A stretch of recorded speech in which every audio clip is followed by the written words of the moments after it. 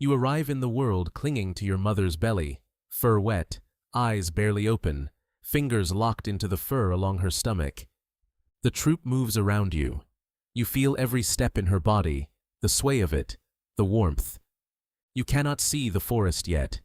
You can only feel it, the cool morning air of the gallery forest, the smell of dry leaves, the low murmur of your mother's troop calling to each other in the canopy above. You are 2 weeks old now. Your eyes open fully. The world arrives all at once, gray bark, green light through leaves, and dozens of ringed tails hanging like question marks from every branch. You are not the only infant. 3 others cling to their mothers nearby, born in the same wet season, part of the same troop. Your mother is not the leader, but her mother is.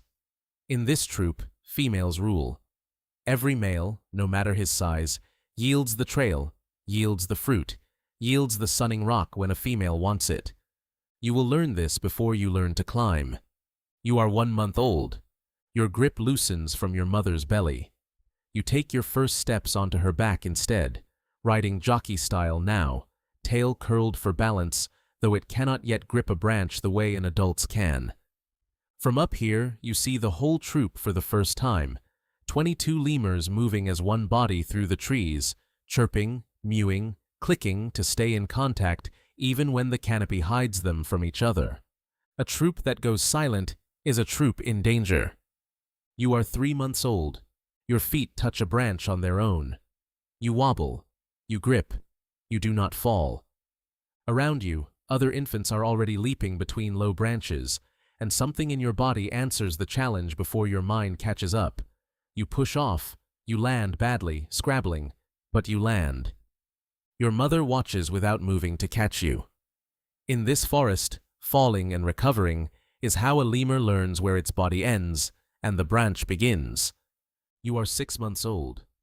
The troop moves to the ground more often now, and so do you.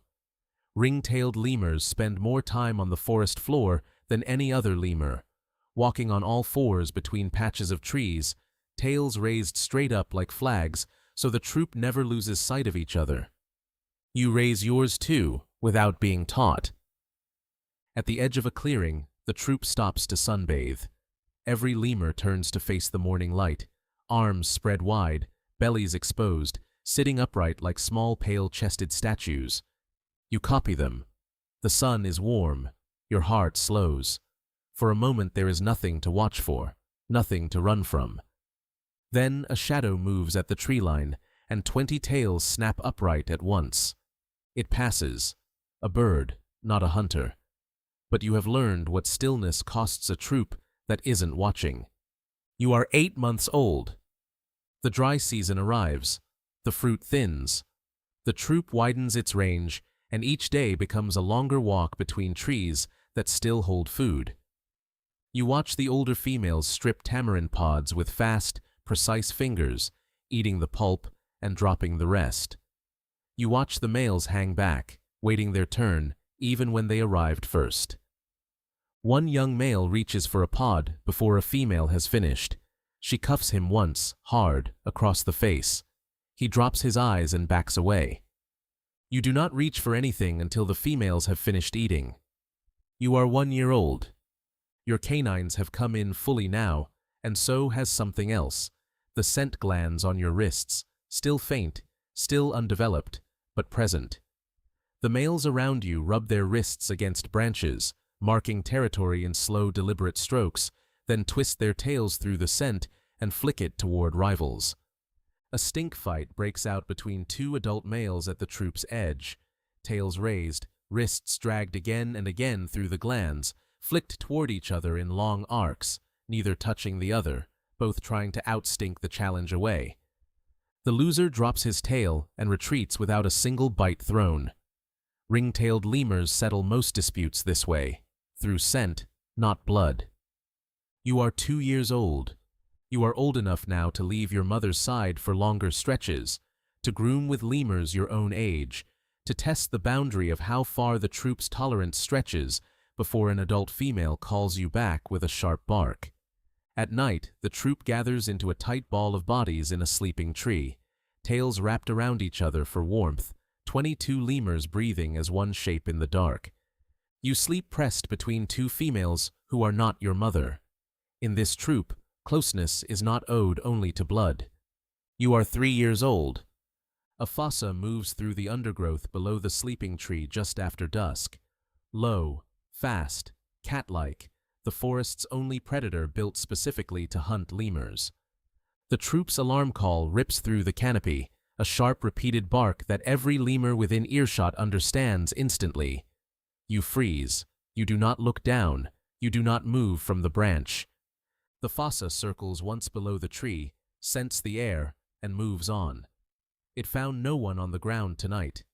The troop does not relax for a long time after. You are 5 years old. You have grown into your place in the hierarchy now. Not high, not low, somewhere in the shifting middle where most lemurs spend their lives, deferring to the females above you, tolerated by the ones below. This dry season, mating season, arrives in a single explosive week. The females decide everything. You watch the dominant female choose among 3 waiting males. Watch the others accept her choice without contest. Watch the whole ritual end almost as quickly as it began. You are not chosen this year. Next year may be different. You are 7 years old. A daughter is born to you. No, not you. This life belongs to a female of the troop, and you watch from a nearby branch as she carries her infant the same way your mother once carried you.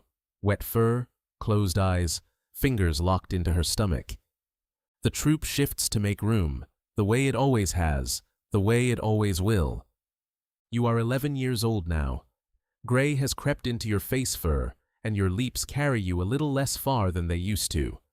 You still sunbathe every morning, arms spread, belly to the light, but you choose branches lower down, closer to the ground, in case the climb back up proves harder than it once did. The troop still calls to you when it moves.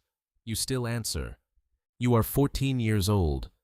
The dry season is long this year, longer than most you remember, and the walk between fruiting trees stretches further each week. Your body tires faster than it used to. You fall behind the troop more often, catching up at a slower pace, resting more at the sunning rock than sunbathing. One morning, you do not catch up at all.